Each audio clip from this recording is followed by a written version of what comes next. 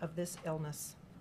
I want to thank you so much for coming, and a special thank you to Representatives Tom Davis and Nita Lowy for hosting this event. In addition, we want to recognize the National Alliance on Mental Illness, NAMI, for the recent inclusion of borderline personality disorder in their portfolio as one of their 5 priority populations. A special thanks to Andrew Sperling and Lynn Borton for their energy and assistance. Borderline personality disorder, or BPD, is a devastating psychiatric disorder.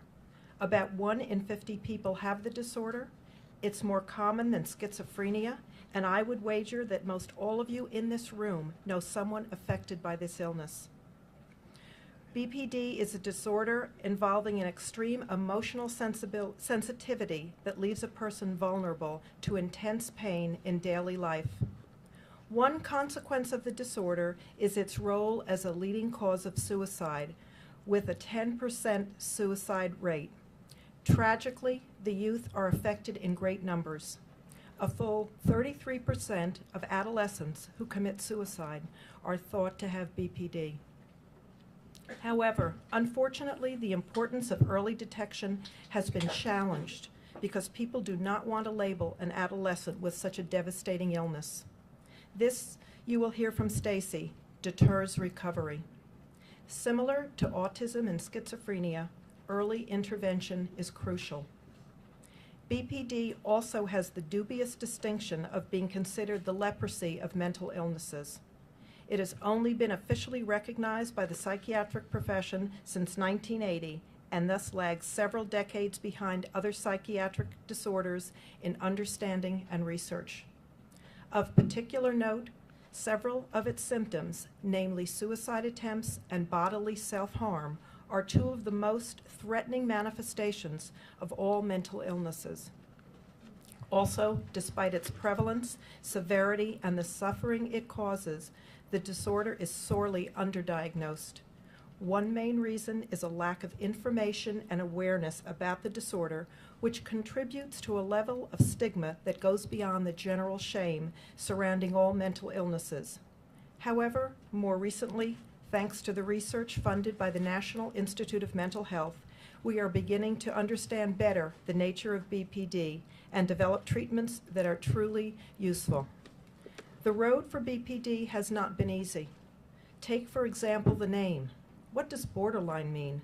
There's nothing borderline about the illness, nothing borderline about its suffering, its inaccessibility to care, nothing borderline about the gaps in our knowledge. Finally, there is nothing borderline about the impact of the illness on others. And so this brings me to families. I want to underscore the pain of family members who until recently have been seen as the villains. Now, thanks again to research funded by NIMH, we know that the development of BPD is multifaceted. Individuals have certain inherent biological predispositions to the illness, for example, the exquisite emotional vulnerability. Environmental factors, whether they originate at home, school, or from peers, accentuate those innate vulnerabilities. That being said, families cannot travel this journey alone. As a rabbi friend of mine said, you are as happy as your least happy child. With that sentiment in mind, imagine what it must be like to get a call in the middle of the night from your daughter saying that she has just swallowed a bottle of pills or that she is cutting herself with a razor blade. Yet these calls are part of family life when a member has borderline personality disorder. Also of great note is the financial cost. Persons with BPD make up about 40% of the high users of the mental health services. We appreciate this educational opportunity to build awareness of borderline personality disorder in Congress. As your constituents, we hope we can partner with you to decrease the suffering caused by this serious mental illness. The tide is beginning to turn, but we need your help. It is now my pleasure to introduce Dr. Ellen Stover, who will moderate the presentations. Dr. Stover is a division director at NIMH. She has been closely involved with the efforts at the Institute to increase the research concerning borderline personality disorder. We thank you, Dr. Stover, and your colleagues over the years for all your work on this behalf and for participating with us here today. Thank you. Excuse me. Thank you, Perry. I'm delighted to be here today to moderate this session. In addition to running one division since September after the brutal murder of Dr. Wayne Fenton by his patient, I've also been running his division. That division houses borderline personality disorder research. We also fund a lot of work on stigma and adherence to medication, and I think you'll hear a lot about that today. I'm delighted to introduce our first speaker, Tami, who will speak to you about her own personal experience.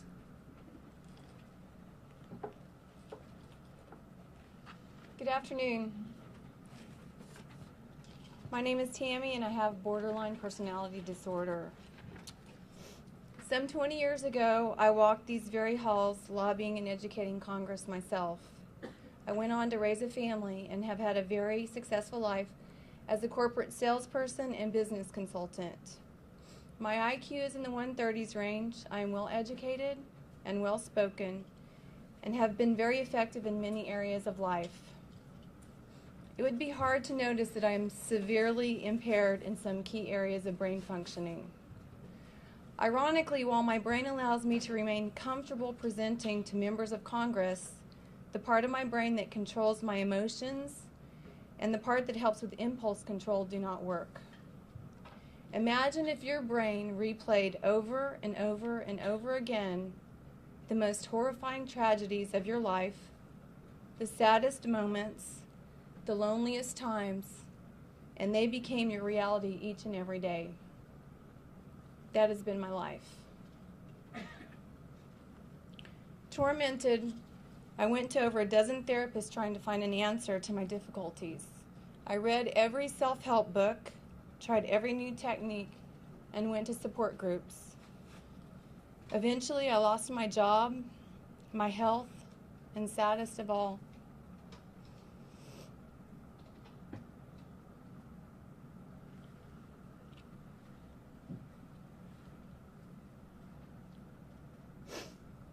I lost my children.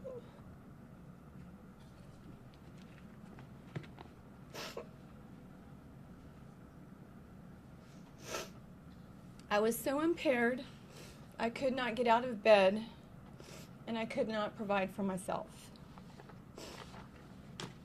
Some of us end up in prison because some of us are incapable of controlling our impulsivity.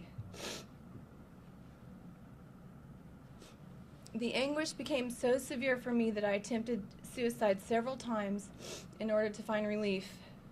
Many others of us cut themselves or abuse alcohol or drugs just to find relief. Some of us have eating disorders. This illness almost took my life, and I can't even bear to calculate the damage it has done to my family. Just because no one knew, not even the therapist I went to, not the attendants who pumped the pills out of my stomach, not the psychiatrist who gave me the all-clear sign and sent me home. Many days are still a great struggle for me. My intense emotions still take over my cognitive ability, and I often hurt my husband with inappropriate comments. I can sit before you fully aware of this fact right now, but am unable to stop myself during the moment.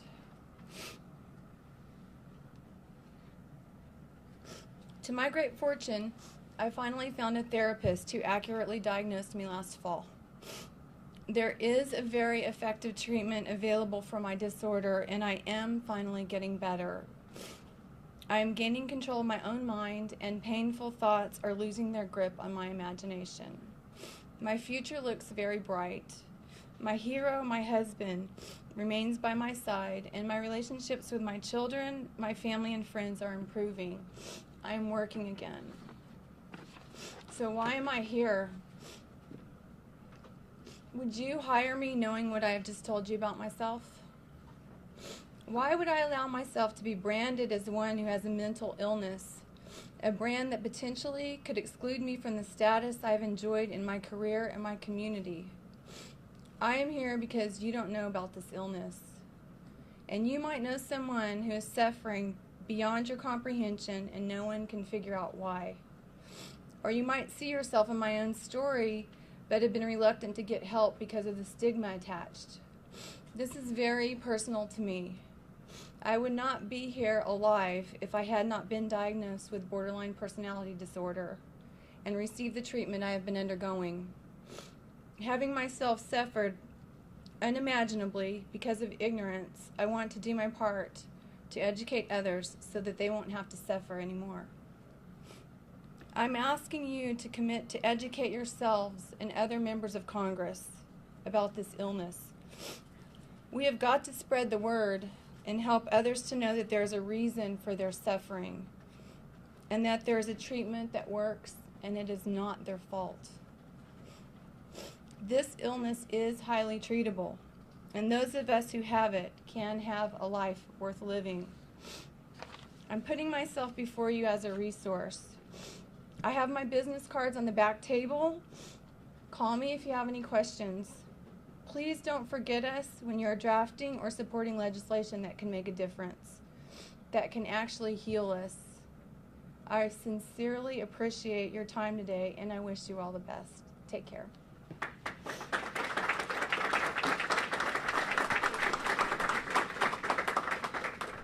Thank you, Tami.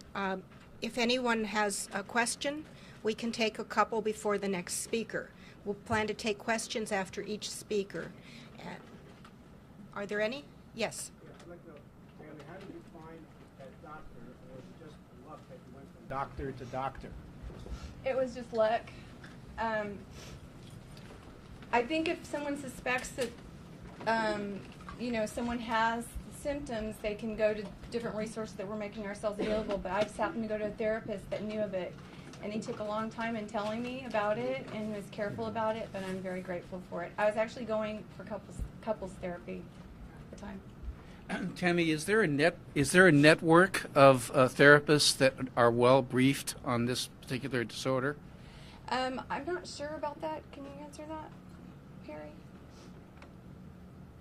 There are a few ways that you can find out more about therapists. One is there's a resource center. It's called the Borderline Personality Disorder Resource Center, and it's in Westchester. Their number is 914-682-5496.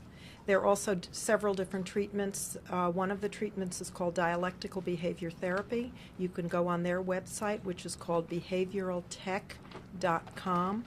There are also other treatments that are out there as well. And if you want to email us or go on our website, which is very easy to remember, it's www.borderlinepersonalitydisorder.com. We can also lead you to therapists across the country.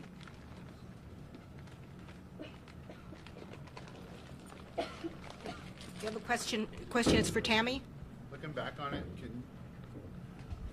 it, can you tell now what may have been the first signs that, as a parent, I should be looking for? I think borderline personality disorder manifests itself differently in different people. Certainly, I was a very sensitive child. I would cry to music and things like that. I'd get my feelings very hurt. Some of us act out, but really looking back, I can think of ways where the only way I can describe it is I would go into my mind and kind of retreat into my mind at different times, even as a child. My symptoms did not get severe. I had some drug use in high school and some depression, but my symptoms really didn't get severe until some major significant life stressors happened to me. So it's my understanding that you can carry traits of this or have parts of this, and it can come out at any time in life. So, if you suspect someone that you love might have it, it's just really good to get treatment as early as possible. Any other questions? Thank you all. Appreciate you coming. Right here. Oh, sorry. It's fine. I was just wondering, were you misdiagnosed with anything when your symptoms started getting bad, like depression or any of those other type of disorders? Yeah, Dr. Friedel is going to talk a little bit about co-occurring disorders. It's very, very common if you have borderline personality disorder to have another disorder, and so it's very common to get diagnosed for the different thing, but you don't get to kind of what I see was the heart of my matter, which was borderline personality disorder. I was diagnosed as having depression at different times in life, but that was it. So.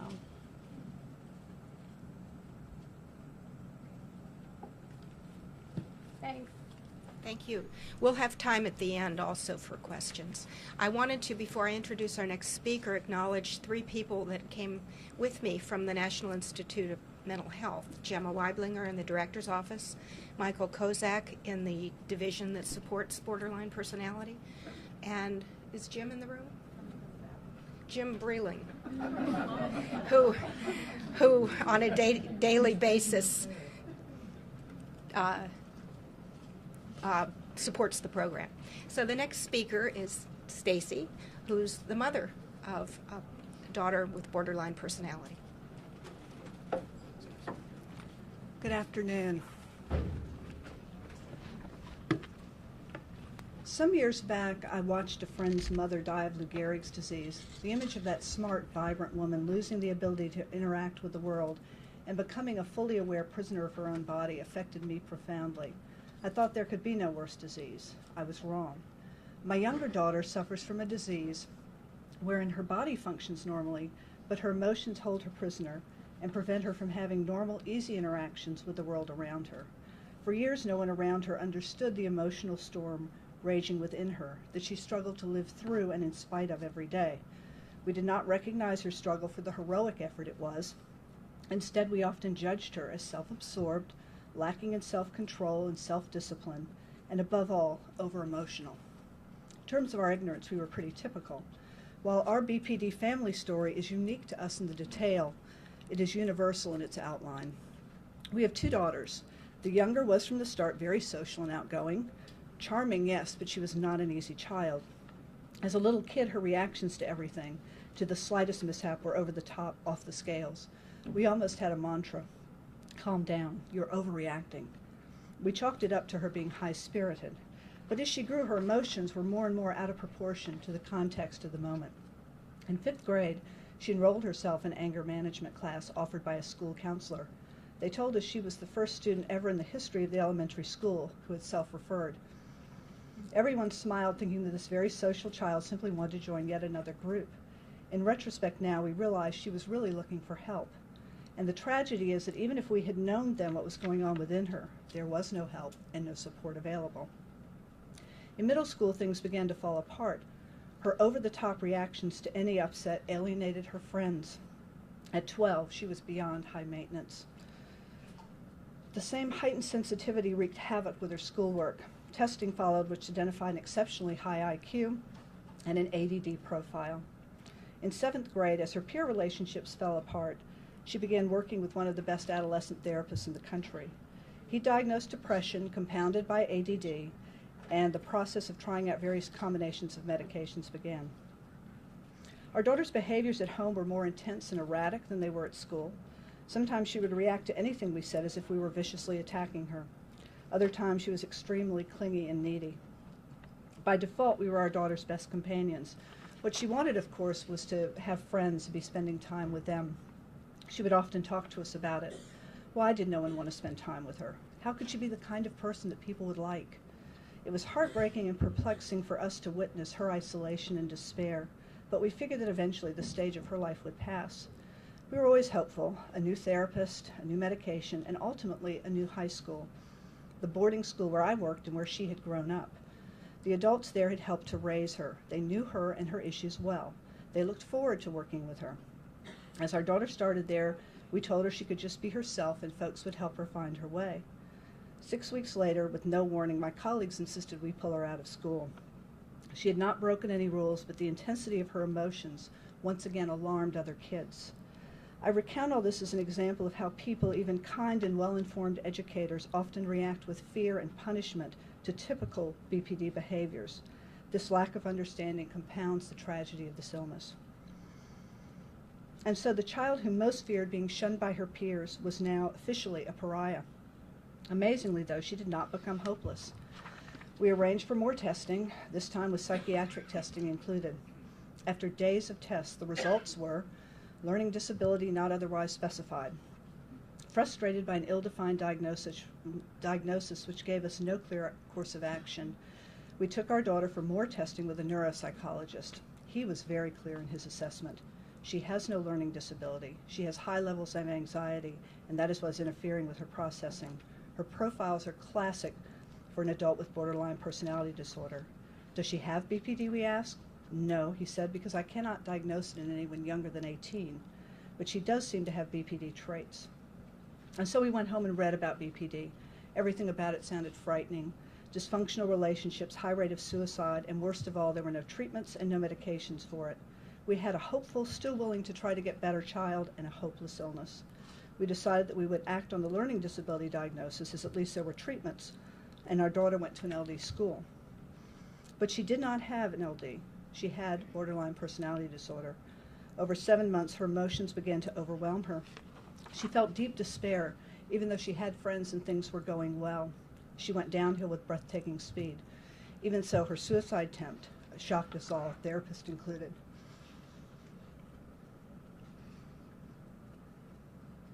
The child who always rallied and was always hopeful was Hala. She wanted to die.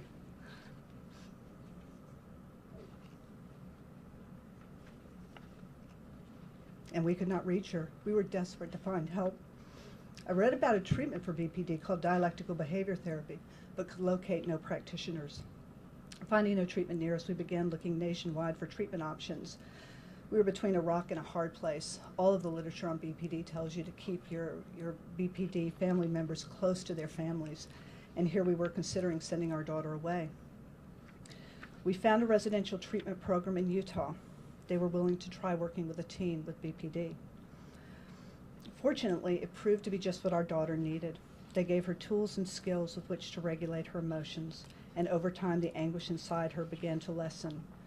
We found an organization called Family Connections through the National Education Alliance for BPD, and that helped us to regain and retain our own equilibrium. With support, our daughter's life, our lives, and our life as a family became calmer and happier.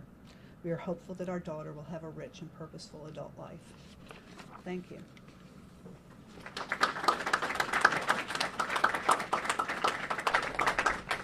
Again, we have time for a few questions for Stacy. Yes, in the back.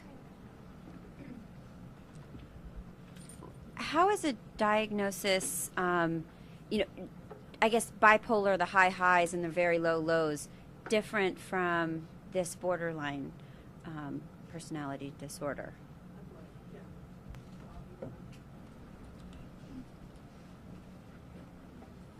The difference is the frequency, how quickly they occur.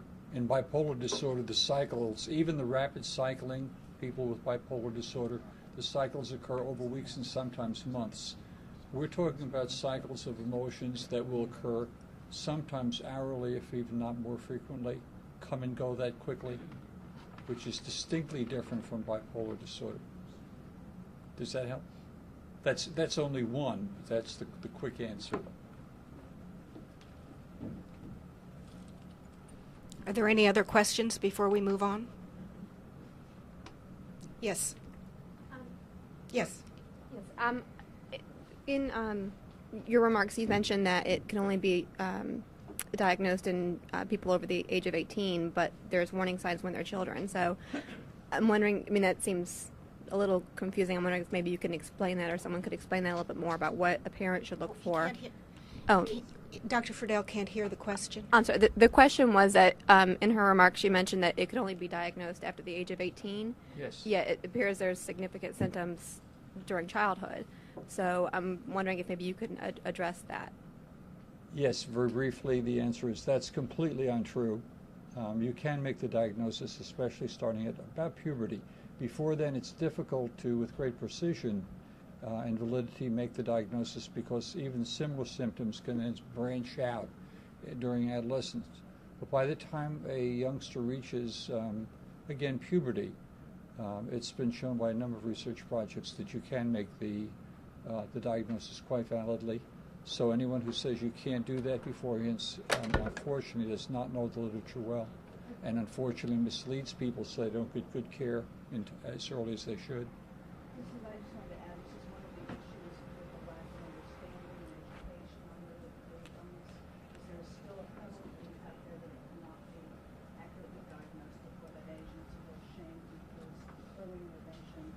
huge difference in the course of the disorder. Yes. You made a comment in your remarks that you had to go to Utah to seek treatment. Have now facilities nationwide been doing treatments for adolescents? Because we've now seen that it can be diagnosed.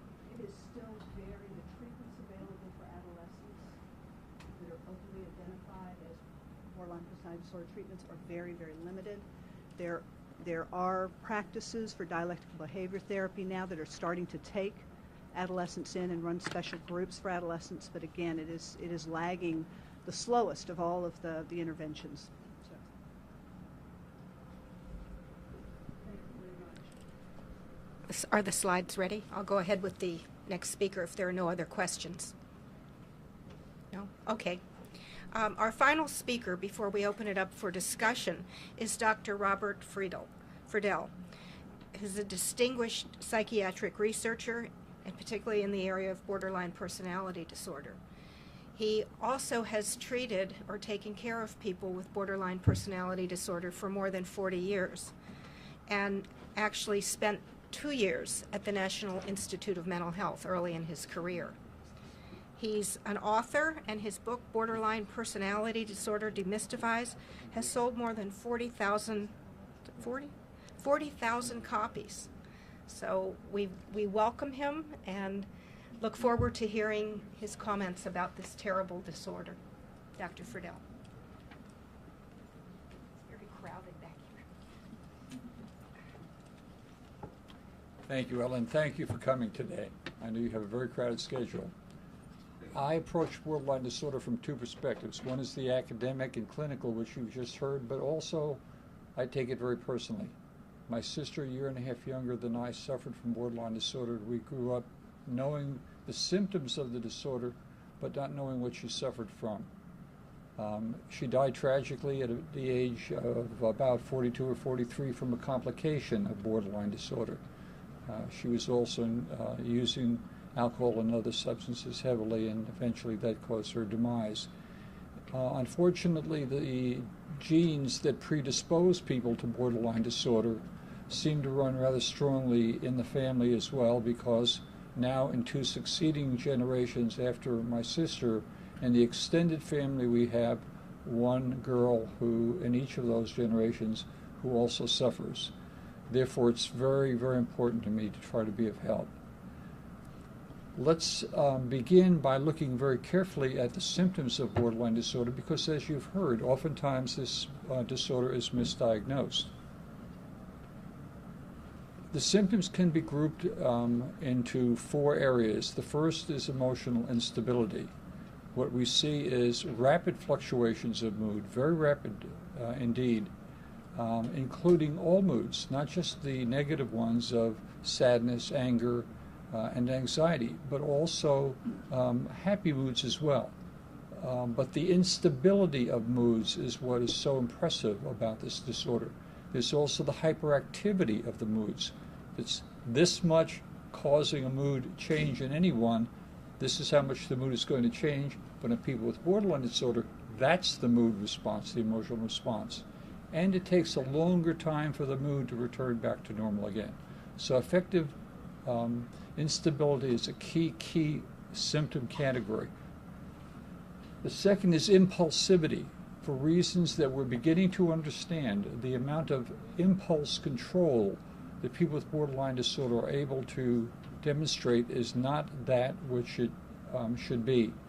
Those brain systems are not working as well as they need to, and therefore they engage often in harmful behaviors, such as excessive alcohol abuse, excessive and inappropriate sexual activity, driving too fast, excessive spending, sometimes to the point where they, in an attempt to bring down the high levels of emotional pain that they suffer, will hurt themselves, physically hurt themselves. That is, cutting is the most common, burning, and so on. That is not an intent to kill. But unfortunately, some with severe depressions also have high levels of suicidality. Altered thinking. The third category is demonstrated by persistent levels of suspiciousness, sometimes even frank paranoia under great stress. In addition to that, there's this phenomenon of all or nothing thinking, where people are good or bad, situations are black and white. Finding the gray zone in life is very difficult for people with borderline disorder, but that's where we spend 90% of our time in this world, is in that gray zone. It's very hard for them to integrate, to synthesize the conflicting, if you will, the dialectical, from whence comes the term dialectical behavior therapy, the dialectical tensions that they feel and think about a lot of things. And then finally, if the first three things are not working well for you, is there any doubt in your mind that there will be some tumultuousness in your relationships? Not hardly. So but the characteristics of this tumult are such that patients with the disorder, as you've heard earlier from Stacy, that her daughter was very concerned about abandonment. At the same time, however, there's the difficulty in getting close and being close to people, establishing close relationships with them. So from that stems, again, the dialectical tension that comes into, I hate you, don't leave me. It seems on the face of it to be absurd, but it's not absurd to the people who feel it. It's quite real to them.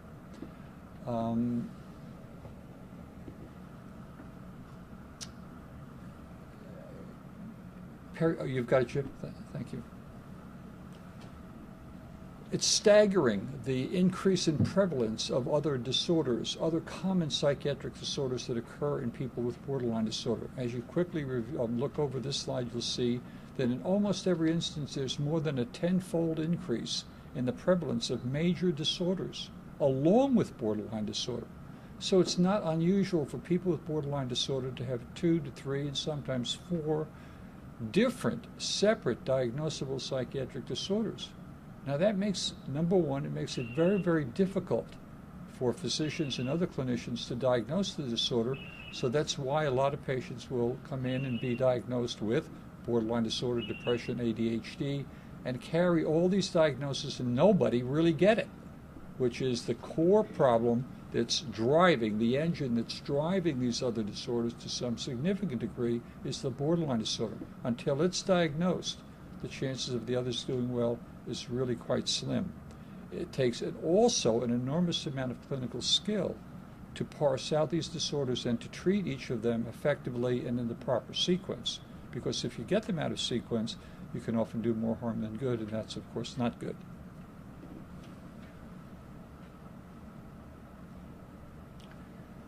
We've discussed the age of onset.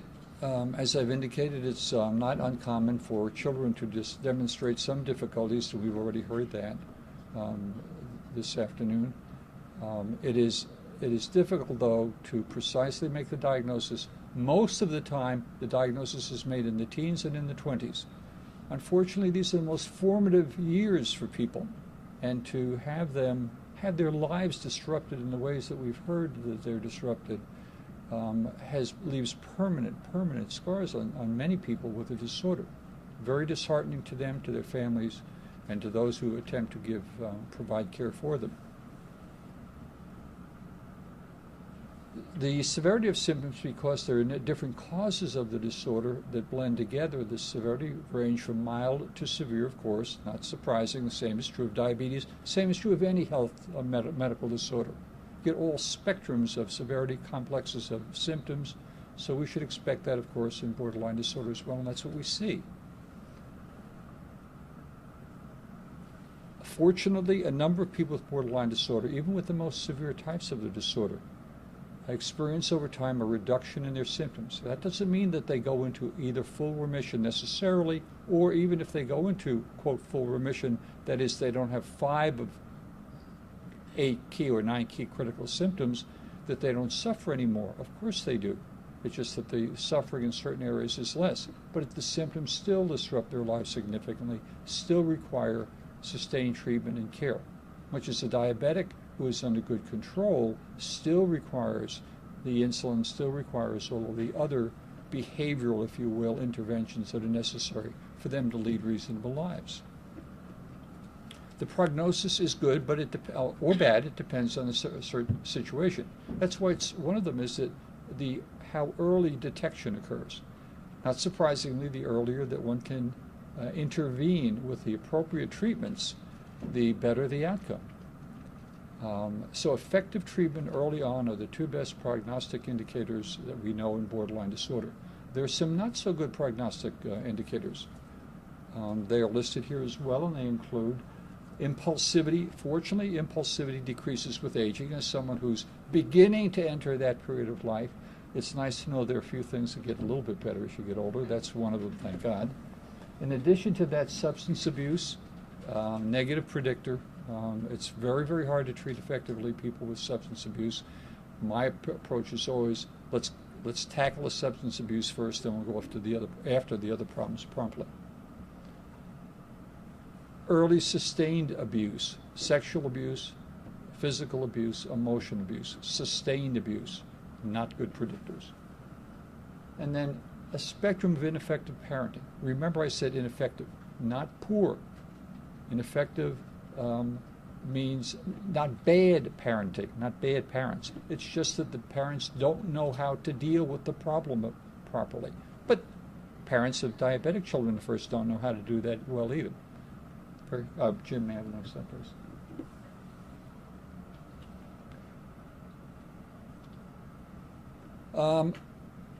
I'm going to tell you in 4 minutes, or probably less than that, how the brain works this afternoon. Some cynics say that if the brain were easy enough to understand it, you couldn't. That's not so. We really have come a long way in understanding the brain, and it is, I think, it's reached the point where we can relate the symptoms that we've just discussed to certain brain pathways and even to their physiology and chemistry.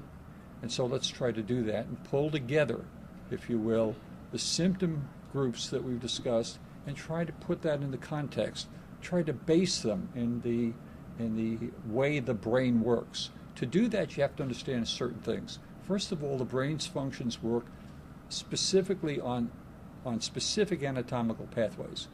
The regions in the brain that control motor behavior always move from a certain point in the cortex down certain pathways, very specific. Same for vision, same for smell, same for emotional regulation, for thinking, for impulse control. Very specific pathways. They don't all have to be disordered. You just have to have a disorder in 1 or 2 or 3, and you've got a problem.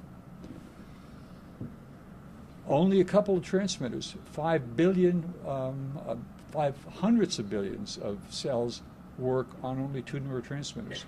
The ones you hear the most of, however, are the the cells with the least number.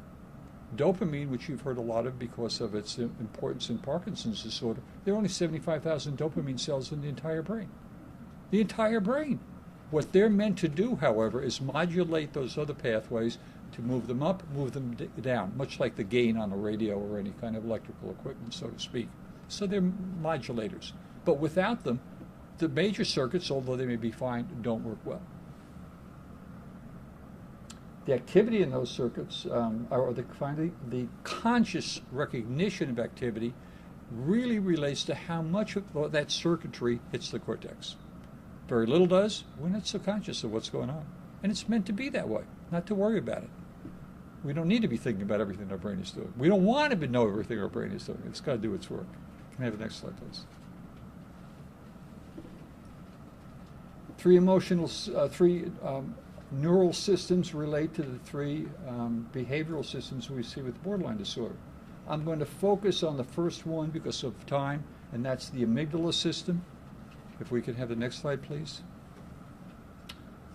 But before we get to that one, I want to point out that on the cortex, the other 2 systems, the DLPC, dorsolateral prefrontal cortex, the representation there is very important in our ability to think, to reason, to perform executive functions, make sets, that type of thing. And that is disturbed, and there's evidence for that in people with borderline disorder. The limbic system, especially the top one, the anterior cingulate area, activity in that area has a great effect on on tempering the emotional impulses that come up from the bottom, from the limbic system, if you will, the core places in the lower brain that produce emotions quickly and that have to be handled. They're handled from the top down by thinking and by also impulse control. Those two systems are faulty, but so is the emotion control system. We can have the next slide. The amygdala system has certain functions. The amygdala system determines emotional significance of things. Very important. It provides information to other neural systems that reinforce critical memories. What do we remember? We remember those things that are emotionally important to us, right? If they are not emotionally important, why should we waste brain space? And we don't. So we use that system, the amygdala system, to say, this is how much emotional valence it has, and we go from there. And the final two, not so critical to what we're doing right now. If we can go on to the next slide, please, Jim. Here's the limbic system. In the middle, that's a sagittal cut of the brain right through this way, right through the middle. You can see it's on the internal part, and you can see that down at the bottom, in this area, is a little almond-shaped, cleverly named organ, cleverly named the amygdala, derivative from almond. And it's about the size of an almond. That little rascal feeds an enormous circuitry of cells that help produce and regulate emotions. Very important. Why is that important to borderline disorder? We can have the next slide, please. Because in people with borderline disorder, two phenomenal things happen when we do brain images of them. One is that the amygdala system is hypertrophied. It's smaller in size. In spite of the fact that it's smaller in size, people with borderline disorder, and this is the amygdala area here in people who have who are normals, controls, versus those with borderline patients. And see the amount of activity going on here? This is even when they're presented with normal faces, happy faces, sad and fearful faces. It doesn't make any difference. That amygdala system is really humming. It's not working the way it should be working. It's vibrating. That's clearly bad news. And then one wonders why people with borderline disorder have hyperemotionality. This system just isn't working right. The two aren't working quite correctly either. But this is a good example. If we can have another slide, please. Then quickly, I mentioned that the cortical areas of the front of the brain especially feed down and control the lower parts of the brain, especially impulses that come up, so that we can say, I'd like to do that, but I'm not going to, because it's going to get me in trouble if I do it. That means that the cortical mantle has to be functioning reasonably well, and across the top here is the activity of serotonin, which is a way of inhibiting the lower brain, serotonin in the cortical mantle of the cells. This is the cortex here. This is one way of looking at the brain, another, and then a sagittal section. You can see there's a pretty good level of serotonin activity, but not in borderline patients. That means that the top-down effect of thinking, the top-down effect of impulse control, just not working well. Next slide, please. Treatments, two categories of treatments. One, medications. What do medications do? They help correct some of the chemical imbalances that are a consequence of the neurological deficits we've already seen. They're very important. It takes a lot of skill on the physician's part to figure out when and where and so on. And that's one of the problems in getting the care to the patients, because it takes so much experience and skill. It's so complicated. The same is true for the psychotherapies, and there are a number of different psychotherapies in addition to DBT. You'll hear a lot about DBT because it's a wonderful therapy. DBT is not a panacea. DBT is especially good for certain types of patients. Other types of therapies work well for people with borderline disorder as well. But for other types of patients, one of the struggles we have now is defining better pharmacological treatments and better psychosocial treatments. There are family-related therapy groups that NEA-BPD, for example, and NAMI are sponsoring that are also very, very important. So there's a multiple number of treatments that have to be focused on not only the patient, but on the patient's family as well, because the patient's family is so terribly involved, as you've heard. Okay, let's quickly summarize then what we've learned about this disorder. They're complex. They overlap with other psychiatric disorders. It makes them difficult to diagnose. The disorder has a biological basis, and its symptoms are associated with specific disturbances in specific brain pathways. We have useful treatments, but we're a long way from having really effective treatments, and we desperately need them. There's a tremendous lag of knowledge among mental health professionals and lay people about the disorder.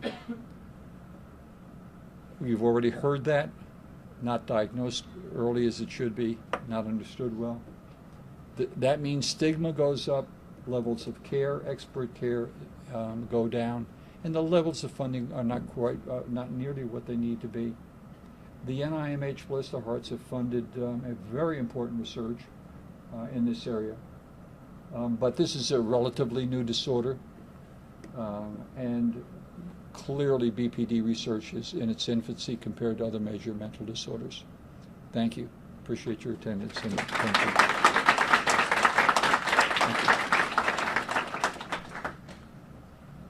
Questions that I can answer, or more questions that you've had from for Tami or from? If someone, doctor, if someone is a recovering alcoholic, yes, and has a genetic predisposition to BPD, could it be triggered by pain medication or anesthesia? And if so, how can that be known and how can it be dealt with?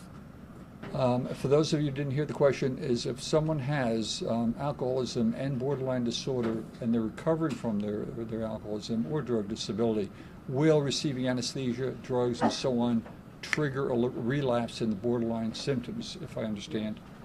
And the answer is any stress that's excessive, if the patient is not well prepared for it, depending on their level of vulnerability, can trigger a borderline crisis.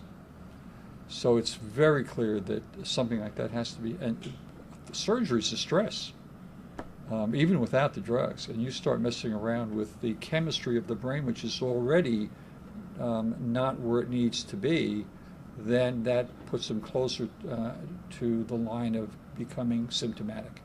So the answer is yes. Yes, sir. I have a question I have a question for Tami and for you, doctor. I understand that in borderline personality disorder and sort of generically and narcissistic personality specifically, that there is a factor of denial, that people who suffer from this disorder vehemently deny that there's anything wrong with them. Would you comment on that?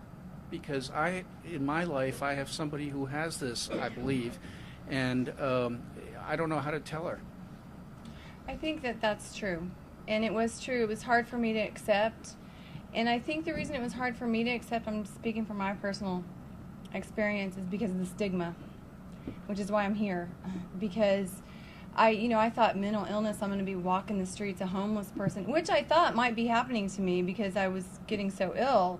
But, there is a stigma, and I didn't realize that people could lead normal lives to it. And so I think helping people with borderline personality disorder accept their illness, part of it is helping the stigma of it not be so large in their brains, that people do get better, and some of the more hopeful aspects of it, and that there's finally an answer for them. I've talked to lots of different families in the same position, that they're because we're very, very sensitive by nature, and we overreact. So it's very difficult to speak to us about something that's so stressful, as the doctor just said. That stress of just learning about it can make the symptoms even worse. But building the trust and speaking in very comforting, validating language is the most helpful thing. Once we realize that we're understood, our symptoms actually can decrease. So just knowing that finally someone understands can make it an easier pill to swallow. Yeah. The only thing that I would add to Tami's wonderful answer is that there are people who surprisingly come in and from the start are eager to hear what's wrong, are appreciative to know this is what is wrong. Good Lord, it's been all these years, why has it, and are angry because a psychiatrist or someone else has not told them what is wrong. I've lost all these years and you know what's wrong. So it is not one type of person with the disorder. There are types, and then of course many people who have mixed feelings, as most people do, who wants to get the bad news, but on the one hand, there's some good news too. It's kind of complicated. Okay, I have two questions. The first one is just the people here today, and you mentioned your sister. The person I know happens to be a woman. Is there a higher prevalence among females? Is there any kind of data about that? There is. It appears that there is approximately a 3-to-1 prevalence between males and females. The epidemiological studies are really, the word is not finally in on this, but it looks that way right now. That means that if 2% is correct in terms of prevalence, and the 3-to-1 ratio is correct, you do the math real fast, 1 in 33 women and 1 in 100 men. And my second question was just, do you think that greater education about the actual science of the disorder would be better in trying to eliminate that stigma? Because I think, I would think that parents it would be easier for them to accept that their child had a neurological problem than a mental illness, like a personality disorder. So do you think that education about the science of it would be best? It helped me to accept mine. It feels like you're a bit of an alien trying to wade your way through a world when you think differently. And so it's a great relief to know it's not because you're part of the frustration and part of the acting out of people with borderline is because they're so frustrated. They're so frustrated that they're expected to act a certain way. It's a tremendous relief to know, my gosh, there's something wrong with my brain.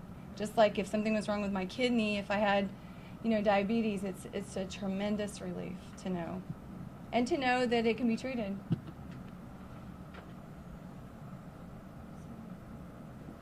This certainly was the case. We have some other illnesses like schizophrenia and bipolar disorder 20 to 25 years ago. These kinds of data were beginning to become known about those disorders. The stigma there was just as great. The reluctance to diagnose was just as great. Once 3 things happened, the whole tide turned. One was these kinds of data became apparent. Scientifically, we could talk about how